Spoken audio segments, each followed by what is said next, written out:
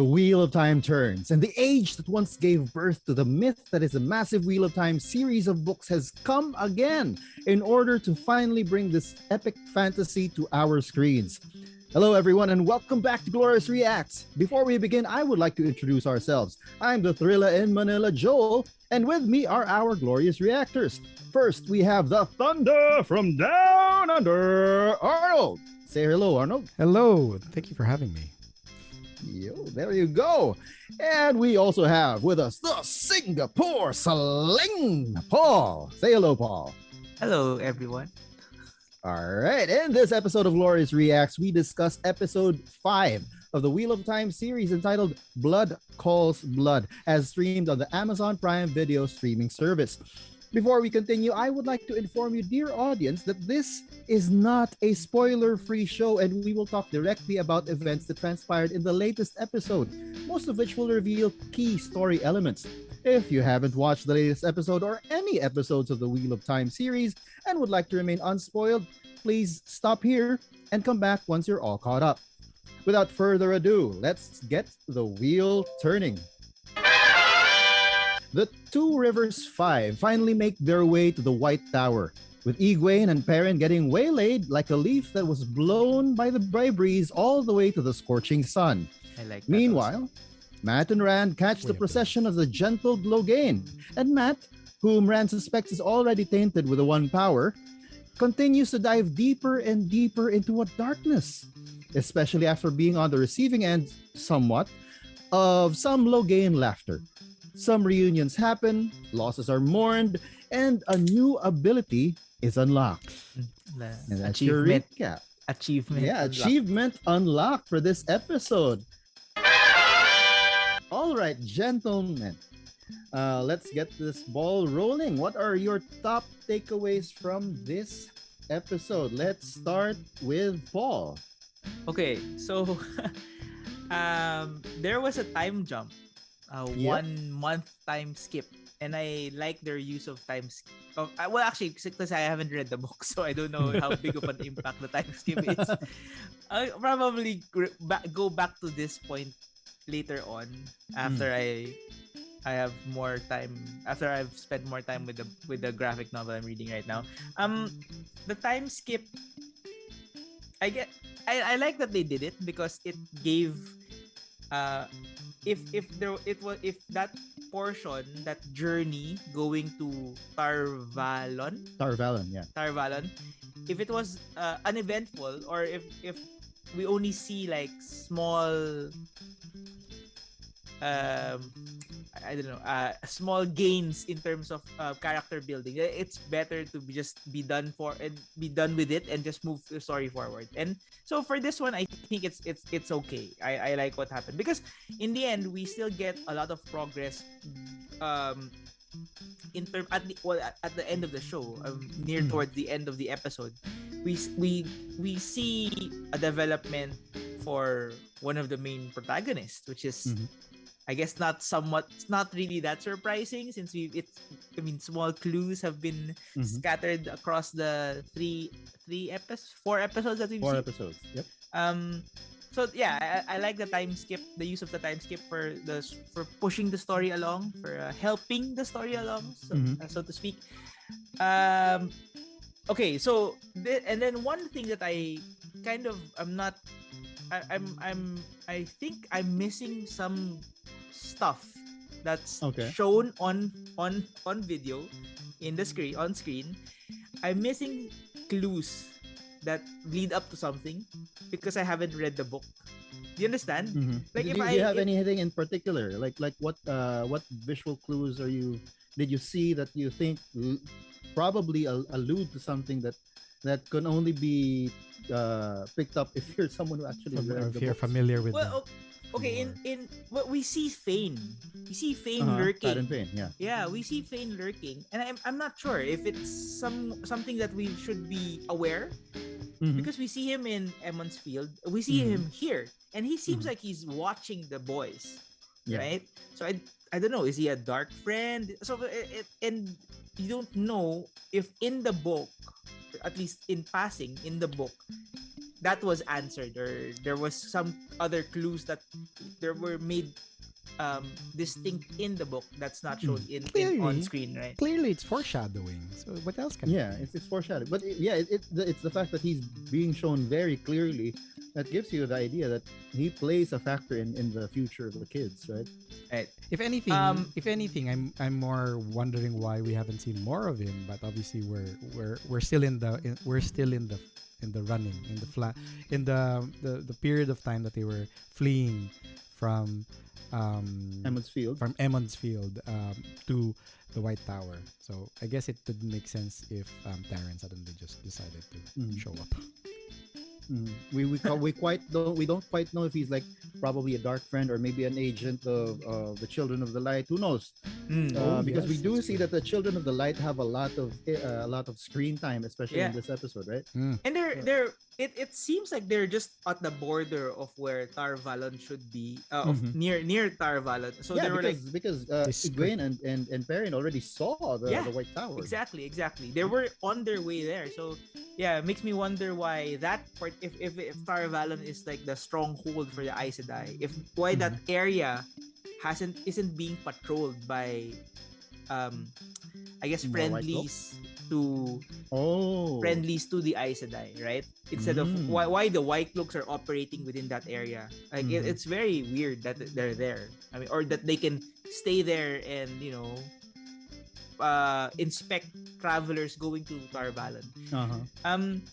I guess a lot of the things that were shown inside Tar Valon itself, like the ring getting melted in that area, I'm not sure if it's very significant because we see a lot of gold ring, melted gold rings, right? Melted gold, yeah. The statues. They're former warders. But why in particular did Stephen commit seppuku in front of? Is that relevant in that? Again, it's a very Eastern thing, right? To commit seppuku. Right? In the front of a particular, because there's like because six there's like no history about whoever that is, and it's never mentioned in the episode. Yes, exactly. They did. I mean, and then the collection of knives. What's her name? Leandra did. That was the only time that actually she put some sort of explanation to the Silent Guardians as sort of like a representation of the tens of thousands of warders who've been guarding the Aes Sedai. But that was it. But you're right. There's no particular names against each one. Yeah. We know they're unique. They must have been based on actual people. But you're right. Why was Stepin facing one particular guy? Yeah.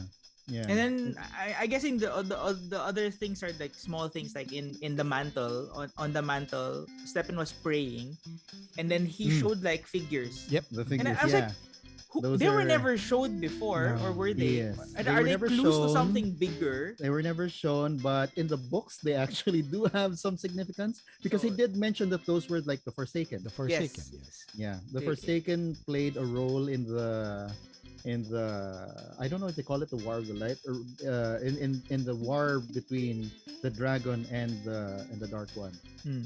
And if I'm not mistaken, these Forsaken were corrupted by the Dark One, weren't they? Yeah. Oh. Yes, that's it. So they're like boogeymen and boogie women. That's why he was trying to like ward them off or something of some sort. Okay.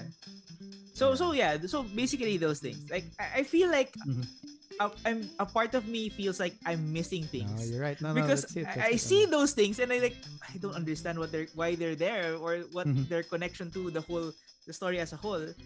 And I feel like I'm not going to understand it and then move on, push on the story. It seems like the showrunner or the showrunners of Wheel of Time are are using a different kind of storytelling technique where they don't front load all of the information. They just keep on showing you everything, and bits you and just pieces. hope as a viewer that towards the end they're gonna explain everything. Okay, this is why that's exactly what that was. If it's significant enough for the story that they're trying to tell, right? So other than unfortunately, this is very similar to the bull in Dune, which is you see it. There's so much imagery around it. but there is very little explanation apart from the story that you know, Papalito says before he gets you know, before he does suicide in front of it. And obviously, well, there's the hope that in part 2 of the movie, this is obviously a different kind of storytelling, a movie versus TV series, that we're gonna get some sort of explanation for that one. I feel for you as well, Paul, but I don't know, I'm not as bothered by it.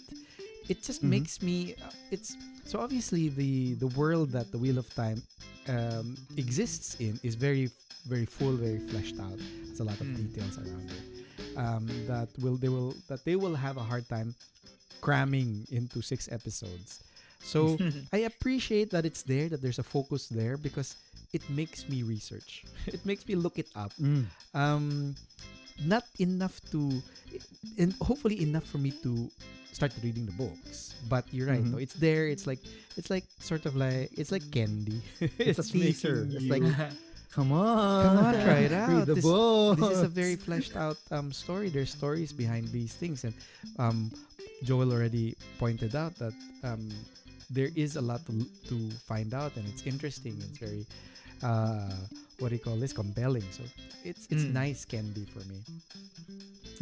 Maybe it is supposed to be designed to be like scattered all over the place and make you wonder, what's that? Is that important?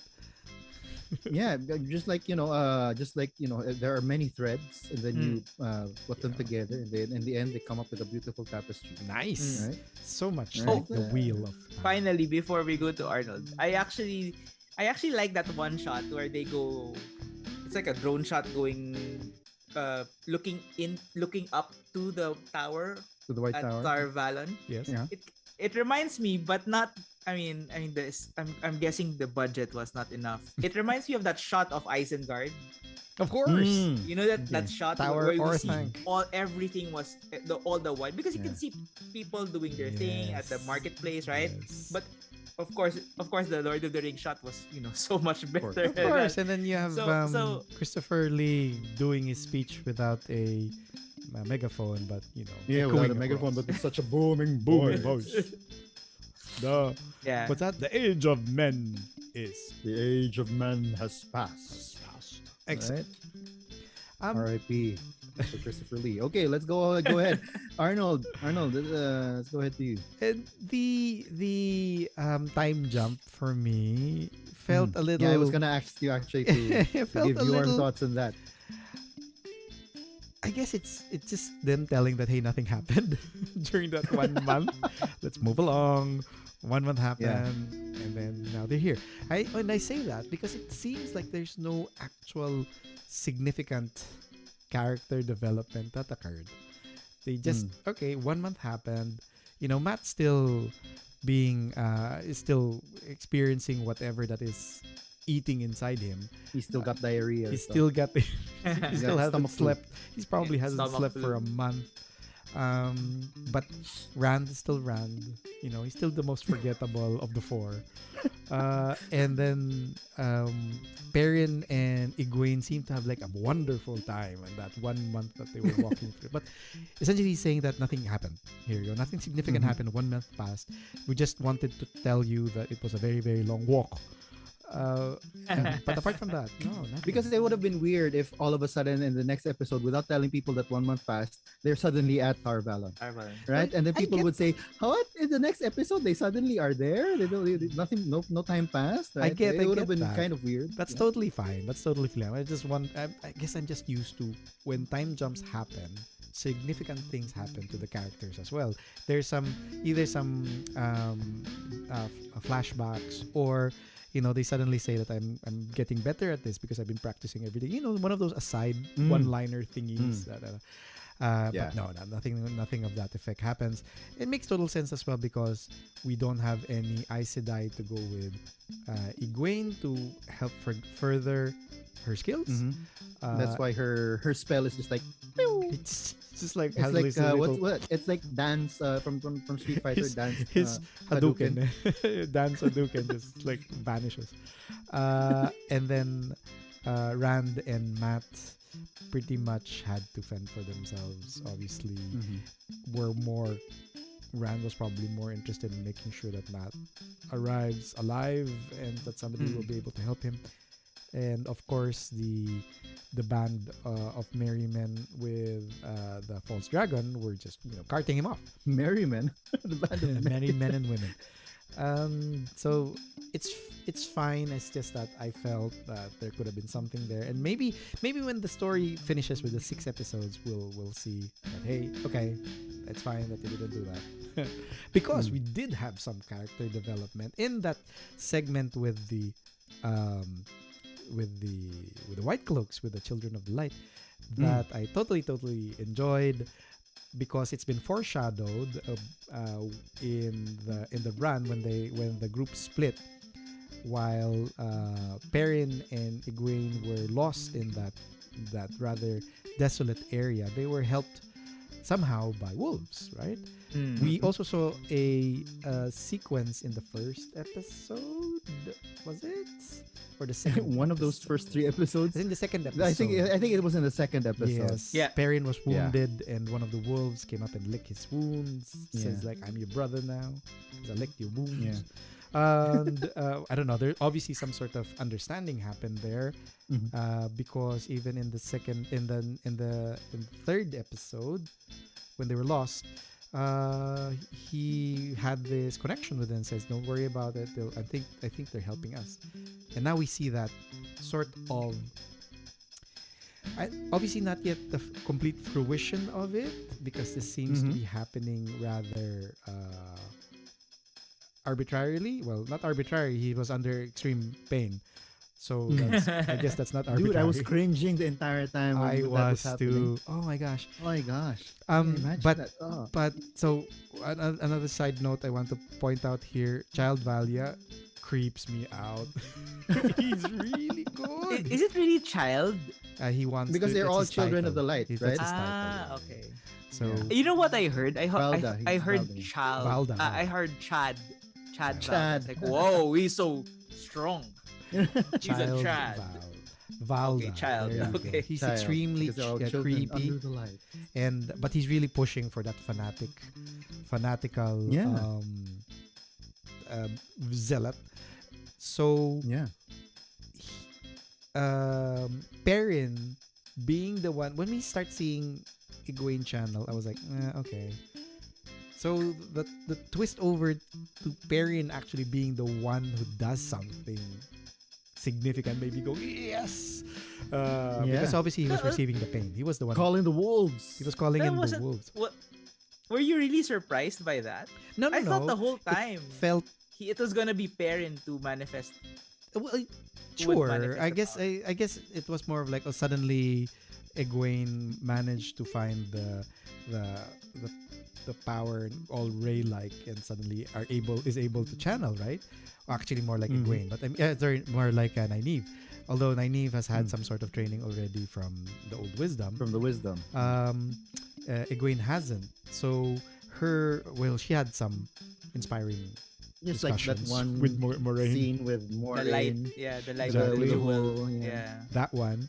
But Yeah. apart from that, nothing, right? So I was worried that it would have felt like a cop out. And so when Perrin actually awakened as a wolf brother, I love saying that word, With the yellow eyes. but and showing his golden burnished iron eyes. Oh, I love it. It just felt great. It just felt it was my psychological what do you call this? I was just so waiting for it, and this was the perfect time to bring it up. I know that in the books, obviously, this was a little bit more fleshed out, a little bit longer. Apparently, he had some sort of trainer who helped him, a mentor who helped him. Kind of like how, who was this? Who was the Stark child who learned how to warg? Arya. Oh no. Bran. It's Bran. There you go. Bran. When Bran was Bran. first learning how to warg, it was a wildling who first showed him how to, Yeah. or just told him how Was it to. the wildling? No, it wasn't. No, it wasn't the wildling. It was No, it wasn't. It was. It Wasn't was. he It was wild? the green. The green folk. One of the green. Right, No. right, right. Yeah. The ones that look like sylphs. Pixies. Anyway, yeah, yeah. It was the Nope. kid from. It was the famous It was actor the kid. reason why the White Walkers existed. Right. No, They no, no. were It the wasn't. It reason. wasn't the green. It wasn't the children of. It wasn't Oh, one you're of, it talking wasn't one of about the children of the forest. Reed. You're talking about Reed, the lead Yes. child. Wasn't there somebody Yeah. else besides him? Anyways, point is, there was some sort of mentor in the books. So I'm actually, I have not, but I will be putting it down in my theories and predictions that we will still see one. It feels like Perrin's way of channeling. I'm assuming this is how they're gonna explain it because we did see the wisps, the representation of one touching the one power in the hands of Perrin before he manifested the strength of a wolf brother. So I'm assuming they'll explain it as his version of touching the one power. That's what I'm assuming that's gonna happen. And sorry, touching. This is going into Yeah, you're touching on like you're on going theories and on expectations. theories. I wanted to say this because I think he needs more than anybody else. I think he needs to have a mentor. So I'm hoping that whoever that mentor character is, I forgot. I was reading about it and I forgot to take note of the name. Shows up as well. Finally, a few more things that I wanted to highlight. This wasn't the main topic, but this is essentially how the episode ended. The strength of the bond between the Aes Sedai and her warders. And the warders. This led to that really poignant sequence in the end wherein Lan was lamenting the loss of his really good friend. We see him show emotion for the first time. And by God, how powerful is that sequence? To the point that Moraine started crying. And I understand it's because they share a bond, and the bond is apparently two ways, right? It's two ways. Yeah. Whatever your Aes Sedai, whatever the Aes Sedai feels, the warden feels, and vice versa. So that was for me was so powerful because we were kept on reminding how Stephen was lost, how people around him was shocked with the death of an Aes Sedai, but from his point of view, it was different. It wasn't just different. grief. It was so much deeper. It was so much deeper. It's as if a part of his soul was missing. I'm assuming you could even say parallelisms of, they say that when you gentle someone who's touched the source, it's like a part of him, it's like he loses a part of him, right? Yeah. To the point that these people commit suicide. And I think that was told, somebody told that story in one of the previous episodes. This is probably why I think so. Yeah. I remembered. I vaguely remember that this was told. That I know someone. Oh, this was a story by Thom. Thom was explaining that he knew somebody. I think Nephew? Nephew. I think. Yeah, exactly. Was gentled, and he became like a shell of his former self. So And the then false he took his dragon own is life later on. probably Logain is somewhere in that. You Logain. can see him to that effect as well. And Logain has been probably drunk with the one power, so it'll be interesting what happens to him. Because he's gotten to the point that he Extremely powerful. claimed himself to be the Dragon Reborn. Exactly, extremely powerful to be able to hold to do battle with three pretty toe to toe, and so I think Stepin's grief was one of the highlights of this episode, and Lan was really trying his best to make sure that there's a way for his grief to be expressed, and for him to show him that this is not the end. You don't have to. He had a feeling that Stepin's gonna do this. Yeah. Right. This is Yeah, He was on even suicide at the watch. start. Yeah, it was on basically suicide watch. Exactly. It was even at the start, right? They were already at the start of the episode. They were already like, okay, no, Stephen's going to bring the ring back to the tower, and that gave him purpose. And that was sort of their like, okay, let's give him some sort of purpose so that he won't think that his life doesn't have any more meaning, and then it might end up like him not taking his own life, right? Exactly. So I really liked it. That part. It was one of those subtler themes in the story. I was actually sort of hoping that Stepin hangs around to become Nynaeve's warden, but Nynaeve obviously has the hots for somebody else. Well, yeah. Oh, Okay. I know. Finally, one of the things that I was just really enjoying, we saw an Ogier. Yay! An Ogier. We saw an Ogier, Loyal. and I love The how they're Ogier. representing. He's just so talky. He has this nice mellow voice. Oh yes, humans. They have such.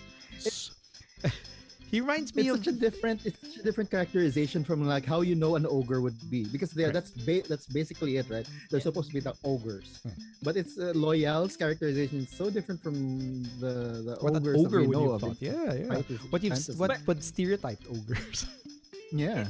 It's Ogiers in general are Like like that. this, right? Yes. They're because that they say that like one of the descriptions of Tarvalon is it would even make an Ogier stand in front of it and marvel at how it was made. Because apparently these guys are such liberal arts people. They love reading.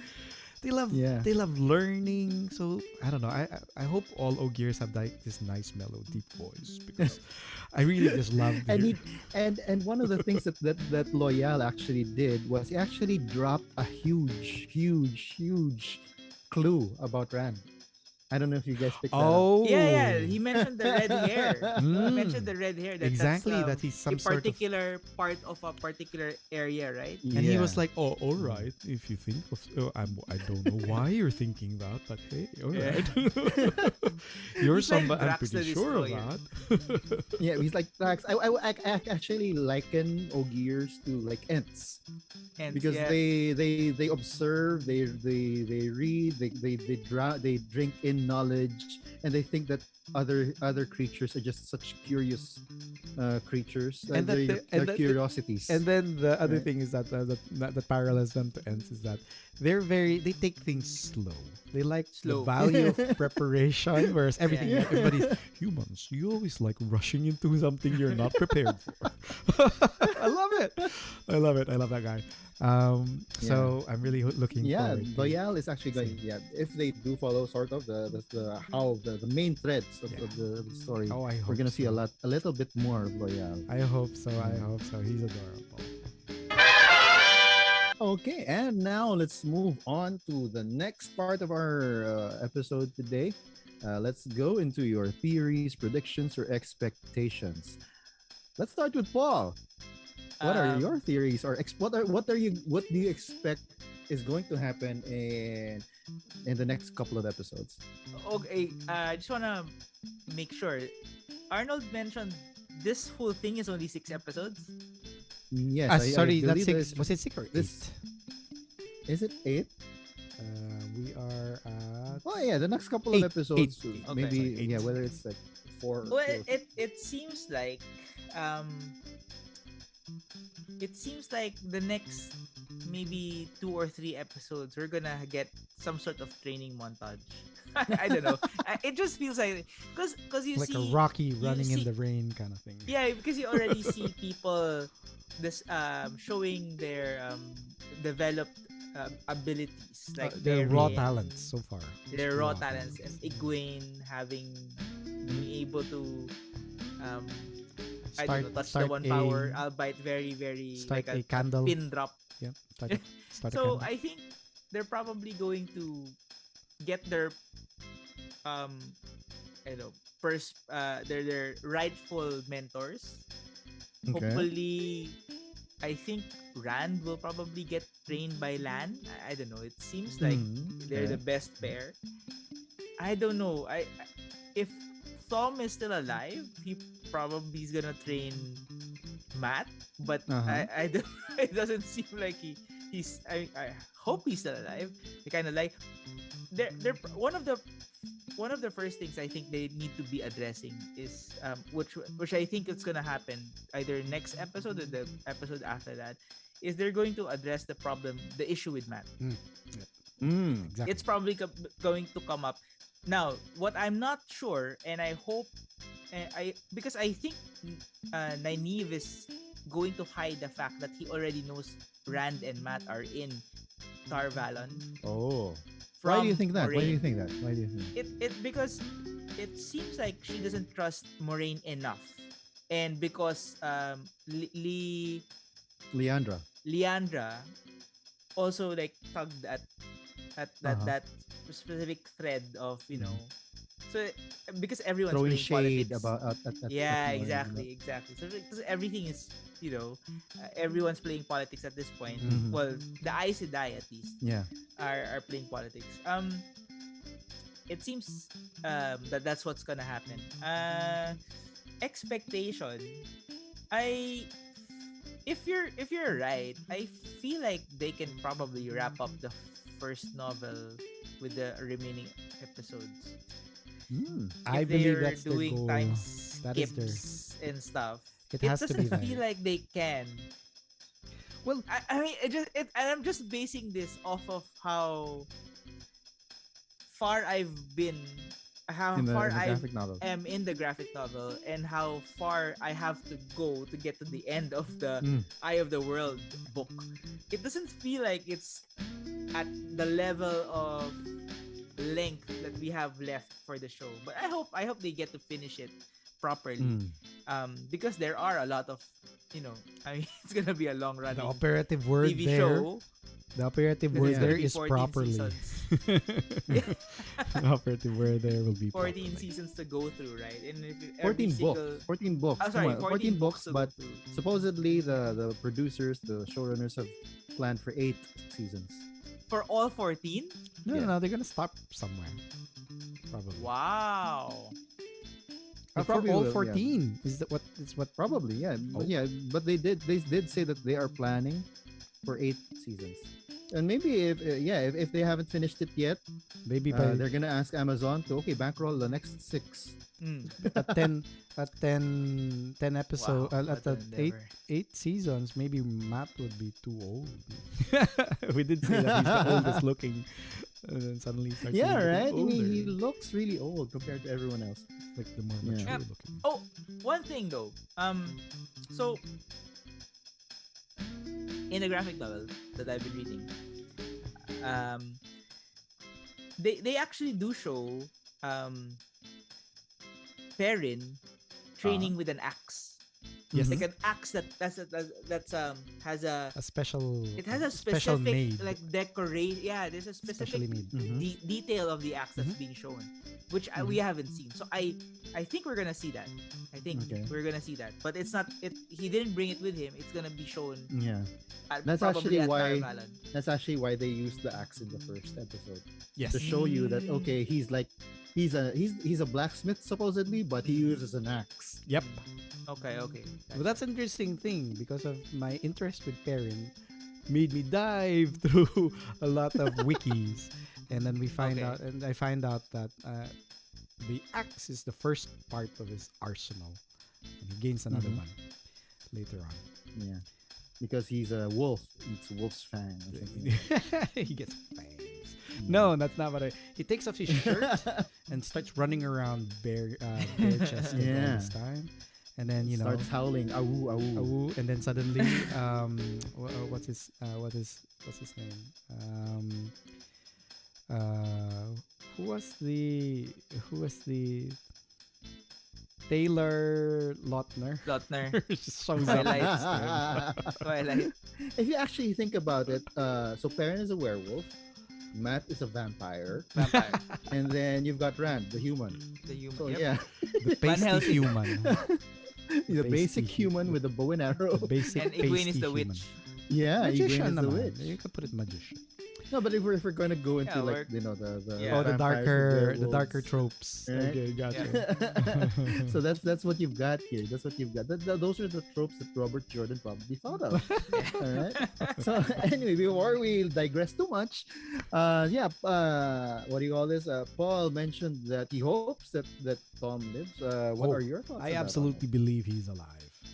That he is one of the most unforgettable characters in the first 3 episodes. Well, he only showed up in one. Paul? Actually. Okay, two. wait. Before Arnold goes any further, Mhm. he would have been more unforgettable if his costume was true to the book. because he was like he had like a very very colorful. Oh, he's Yeah, very that- gaudy. yeah. Because he's a gleeman. Yeah. He's a bard, basically. His cape was like a patchwork of colors. It was it was amazing to look It was at. it's supposed to rival like a Tinkers, because Tinkers are supposed to also have like very Yeah. colorful. And we see the Yeah. colorfulness of their caravans and their get-ups and all that. Yeah. So I guess I'm thankful that Tom isn't like that.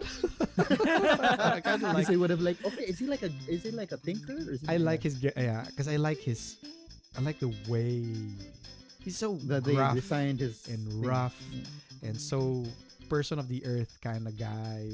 He's Mhm. essentially like a ranger bard or thief Mhm. bard that just he can crawl up in a cave or in a tavern. It won't be any different.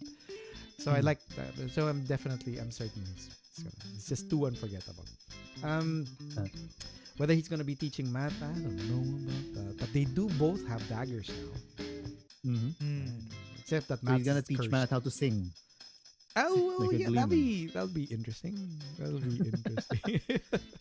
I And like use his that, singing voice. anachronistic guitar of his. Yes, I know. I like his singing voice. Plus, his accent would be the most out of place because he's American. Yeah, he's got a very American American, accent. very He's like, American. He's like "What?" south or Midwest kind of American. I also believe Oh that boy. I also believe in the same thing that Paul said, that at the very least in the next episode they need to address Matt's curse. Whatever that Mhm. is that's eating him, they need to address it somehow. So whether he explodes, because we see him nearly biting Yeah, off at Nynaeve. Nynaeve, with the whispers Don't keep touch me. don't touch me. Oh.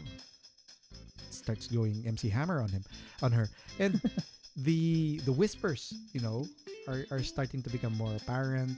Mhm. That laughing fit from Logain, which he seems to have. Speaking of thought speaking of of. Logain, do you kind of see like a sort of like parallel between the whispers in Matt's ears and like the whispers that Logain Yep. had in the previous episode? Exactly.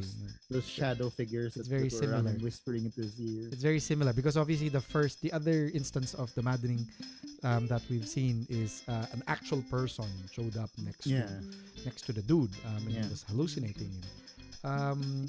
So I think he potentially will be maybe as powerful as in terms of the ability for him to touch the one source.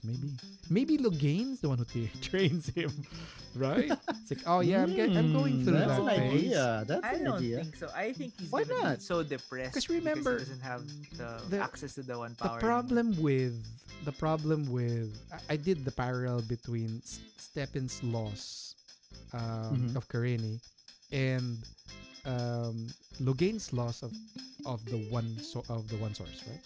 The one power. Mhm. Maybe, and then you mentioned that the main reason why Stepin was able to hold himself all the way until the White Towers because he had a purpose, which was to return the ring, was to deliver the ring. Sorry. Maybe this becomes the purpose of Logain, and then he becomes. Maybe that's it, right? I'm gonna write that down. Maybe Whoa, Logain. that's an idea. That's a thought. I'm not sure if That that's is gonna a happen thought. from the. It doesn't seem like that's what happened in the I books. don't think so. But we do only have That 4 is more that's episodes left. So Mhm. finally, I believe Matt will essentially starting to channel already because he's getting the maddening side of it.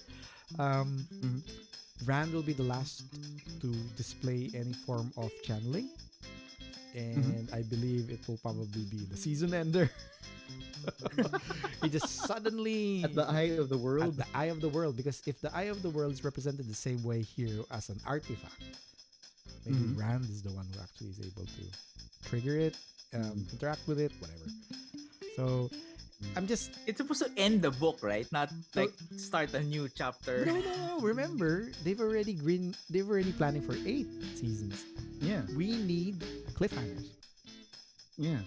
We need season. Oh. So cliffhangers. basically Arnold is predicting that one of the last few scenes is like Rand triggering the Eye of the Yeah, World. yeah, he's gonna go all And Optimus then Prime, all of a and then sudden, goes. from being the spacey, You know, he pulls tall, the lanky dude. he pulls the Allspark, and then Yeah. you've got that touch suddenly plays in the background. You got the power. Right, right. I mean, And then cut to black. cut the black, cut That's the it. black, Yeah, and then cut now to you have black. to wait for however long before Amazon brings it back. Well, they're already shooting season 2.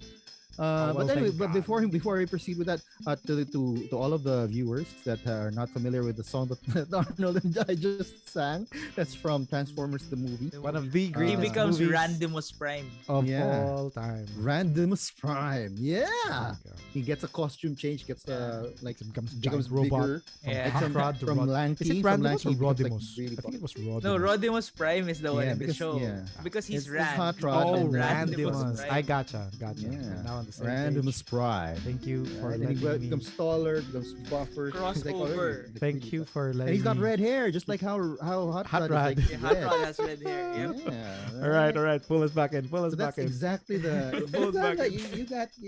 You hits on something there. You hit on Yeah. something there. Right. Yeah. This is your doing, Arnold. I'm sorry. I'm sorry. Okay, now we move to the last portion of the episode, and this is the key question that I'm going to pose to our glorious reactors for today's episode. So yes, I'm gonna just go straight into it. One of the scenes one of the scenes Paul alluded to it a bit in his two thoughts.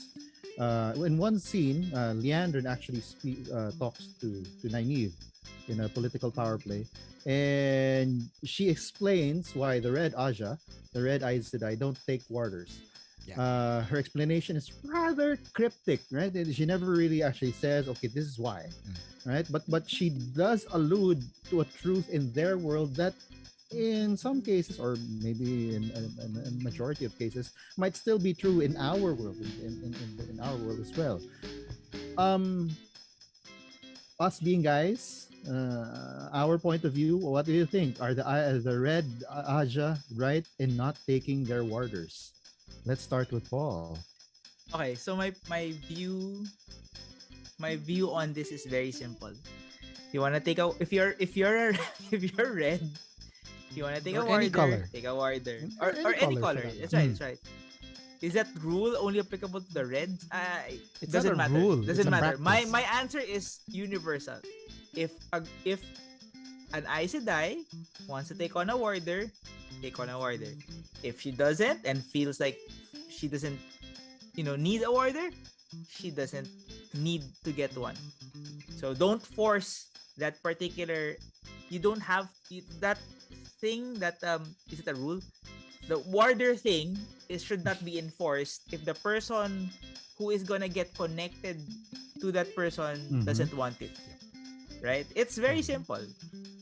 So that's it. That's my point of view. Because we've seen an Aes Sedai with two. And Yeah. she loves she's even She willing to take on loves one both more. of them. Yes. Yeah. Yes. Right? All right. She's Oh, even yes. willing to take on one more, and she wants more if she can have more. Mhm. So yeah, I mean, if an Aes Sedai wants a warder, go ahead and get one. If you don't want to, don't. And it's not just because of getting a person by your side. It's also because of the connection that's involved. Yeah. Mhm. And that's Mhm. one thing that you really have to think about, right? Uh-huh. Are you willing to go through all that excruciating anguish if that person is lost, The bond. right? Because like it's a not- warder, it's not a warder one-way doesn't have like thing. magical powers, right? Yeah. No. There might be even a higher probability of the warder getting killed before Exactly. an And Aes Sedai. That's the that's the expectation. purpose, right? Yeah, that's the That's expectation. the Yeah. expectation. Yeah. Because that's the first thing. He is the defensive shield Mhm. when you are channeling, Mhm. right? This is not like this is that's the reason why they're there, so that Mhm. they are the defensive wall against I don't know Whichever they're fighting. like what Lan did for Moiraine, Moiraine, yeah. exactly. in episode 1, right? Except for that like one dagger that went through. Yeah. Yeah. well, because they're not supposed to, they're not supposed to be dealing with like a horde. Yeah. And it also shows So- that there's a weakness to the system. It's not completely because they are still human without any magical powers. So Yeah. they're extremely good, martially well trained, and probably top in terms of whatever fighting style they decided to use. But in the end of the day, they're still human. So these daggers can go flying through. I've been actually thinking about why don't Aes Sedai? I mean, they can channel anything. It doesn't. It doesn't. The way they manifest their power, right? It's not connected to their Aja. It's really. It depends on what you want to do. Yeah. Are they Their able to focus. manifest shields? Maybe all their power They probably. is purely offensive. No, they can. We've No, but seen they it. do heal, Karenni right? did it. Remember? Yeah. She shielded. But I think if you notice there too, she was able to shield Moiraine and Leandra, but she Yeah. couldn't shield herself. No, there's Yeah. a limit. I There's always a think limit. that's a limitation of their power. Like how they can't heal themselves. It's Right. another sister who has to So heal I them. was gonna say that if They it's can never if it's use magic. defensive for That's true. themselves. That's true. Yeah, because if you're gonna shield, it's gonna be on your person. Yeah. Right? So, yeah. Okay. I guess I understand. maybe Okay. it follows the same logic as healing. That's pretty cool. Yeah. I didn't. Exactly. Good exactly. catch on that one. Good catch on that one. All right. So yeah, that's my answer to your question. Mine's a That's bit. cool. Yeah. Well, I totally agree with Paul in terms of your choice, right? I mean, you want a bodyguard, go for it. You don't want one, that's all right. I just want to hone in specifically to Leandrin's situation, which is clearly rooted on distrust. Well, Moraine calls it contempt, but it seems to be rooted a bit more on something that's happened to her in the past. So it's rooted on distrust, even hate, and it seems like the Reds have a shared hate for men in one way or another. And this is an unfortunate reality. But she does say that most of the Red sisters do have that distrust, right? I mean, not Correct. all of them, but most of them do. correct. Yes. Right. Yeah. And so when you become Red, so the Red are the They're the ones who are tasked with looking for men who can channel. right. So basically. they're the Inquisition. Yeah. In the weird The sense. Spanish Inquisition. uh, No Spanish- one is. You are not. You are a witch. And which is interesting. That's an interesting. And they're also in red, right? Because, well, no, I just found it interesting because the Reds persecute men who are able to channel, and then the White Coats persecute the Women who can channel. So, which is the Inquisition of which? So there's multiple layers upon layers, and obviously there was a past that happened. She did mention that not all people, not all men are able to handle it when they can see little girls are able to become greater than who they are, and she had this long wistful look. So there is a past there. So I can understand why Leandrin was very for not having awarded. And obviously, whenever there is somebody who they can pull into the ranks, I guess they try very, very hard to push for this belief system. Because I think, and we probably have seen this a bit already, don't you notice that the Reds always show up in groups? So it might be because they rely on the strength of numbers of multiple Aes Sedais. And this is going to be interesting whenever White Coats interact with Reds. What happens with that one? Because I don't think White Coats are able to channel anything, right? Do they have any special abilities or weapons? They don't have gunpowder in this particular age of the wheel, right? So it'll be interesting what happens there. So maybe that's why they don't need warders apart from their contempt of men. It's because they have found a system that works wherein they just protect each other. If the system is that you protect your it's very similar to how the Greeks and eventually the Romans would fight when they form phalanxes. They always just protect the guy beside them, never themselves, because you're expecting the person next to you to protect you. To protect you as well. Yes, exactly. So it could be that kind of system, and I can totally see that. So I don't think there's a right or wrong in that regard. It's just that you ought to not be forced to it. So it'll be interesting with this power play what happens, because when Nynaeve becomes a novice, or to that point wherein she needs to get a war, she's offered the option of getting a warden. She should not be forced into either getting one or not taking getting a one. warden. Yep. Whether or not she's a red. Yeah. Whether or not Exactly. she's a red. Exactly. It's a universal thing Yeah. for any Aes Sedai. Yeah. Well, one thing that I did pick up when I started reading the books a while back is that I do think that, and I'm sure that a lot of readers might disagree with me, but I did see that the books, at least up until where I read, is very matriarchal. Mhm. It does put a lot of power in the women, and it was refreshing for me to read that kind of a world, and yeah, it does give women a lot of power, and that's pretty cool. Right? Just note that according to Leandrin, despite the Aes Sedai being women only, and the only people who are allowed to channel the one power, she did note that men still control the world. Yeah, exactly. So yep, Yeah, and it's gonna be that was a very poignant, like, yeah, even if we've got Comparison. really strong women in their world, Yep.